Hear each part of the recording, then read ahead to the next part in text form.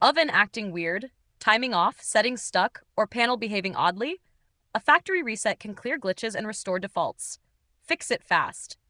This oven remembers your last settings for each function, even if you unplug it. If you want everything back to the original defaults, here's how. Step 1. Power on to the main screen. Ensure the oven is in standby mode with the screen on. You don't need to start a cook cycle, just have it ready at the main screen. Step 2. Press and hold the reset combo.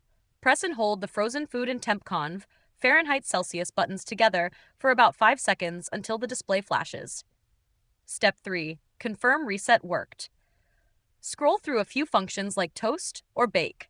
The defaults should be restored instead of your last used values. That's it. Your oven is now reset. If this helped you restore the defaults, subscribe to No Filler Fixes for more fast appliance help.